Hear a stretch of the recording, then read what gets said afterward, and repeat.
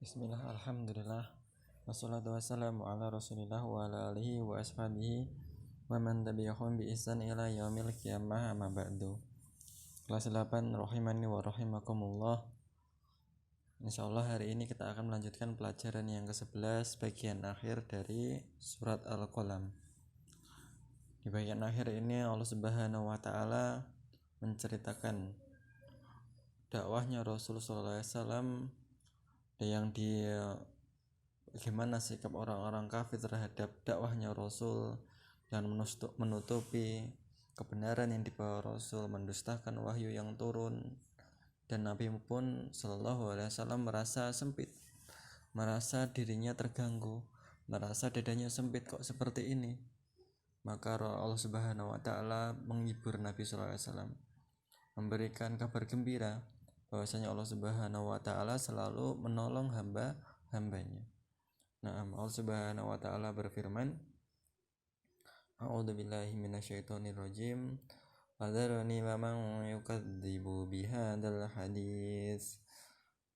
Wahai Muhammad, fadharni wa man yukadzibu, biarkan itu, serahkan kepadaku orang-orang yang dia mendustakan, atau orang-orang kafir yang mendustakan Al-Quran. Sanastadrijuhum min haitsu la ya'lamun, dan mereka nanti akan menarik, dan kami nanti akan menarik mereka dalam jurang kebinasaan yang mereka tidak sangka-sangka, sedikit demi sedikit. Nah, hiburan bagi Nabi SAW ketika Nabi merasa dakwahnya ini tidak diterima, merasa dia dikucilkan, merasa dia dadanya sempit, dunia seolah-olah sempit bagi beliau. Maka Allah Subhanahu Wa Taala memberitakan kabar bahwasanya orang-orang yang tidak mau itu, wahai Muhammad, biarin aja, serahkan orang-orang yang tidak mau itu kepadaku, nanti kami akan tarik mereka ke dalam jurang kebinasaan tanpa mereka sadari. Nah, seperti itu. Kita langsung ke ini aja ya, ke penjelasan dan tafsirnya.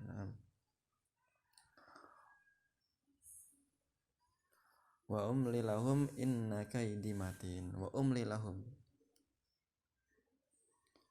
lahum, dan biarkan mereka, berikan mereka tenggang waktu, biarkan aja.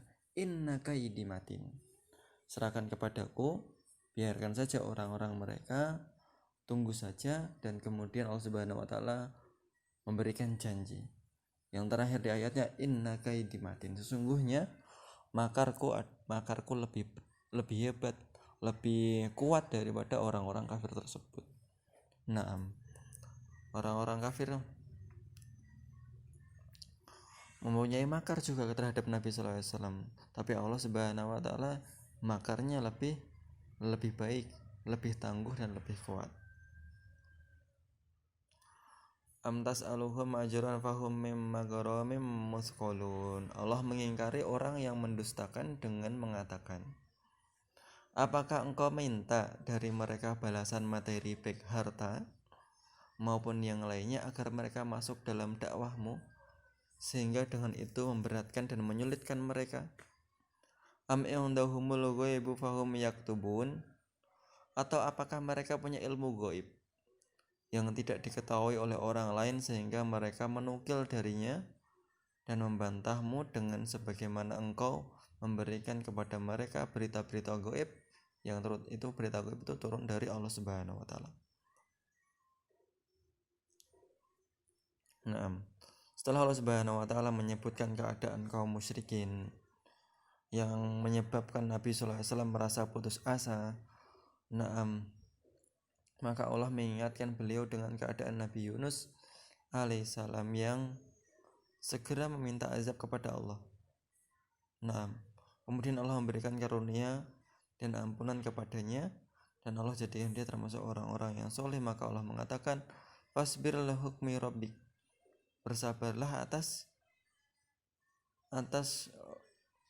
hukuman li hukmi rabbik, terhadap kaummu, dan bersabarlah terhadap gangguannya. Jadi di sini Allah Subhanahu, jadi ayat ini, am tas'aluhum ajran fa mim maghrim musqalun, Dan kemudian ayat selanjutnya am indahumul ghaibu fahum yaktubun, ini mengatakan bahwasanya masih ada kaitannya dengan ayat sebelumnya.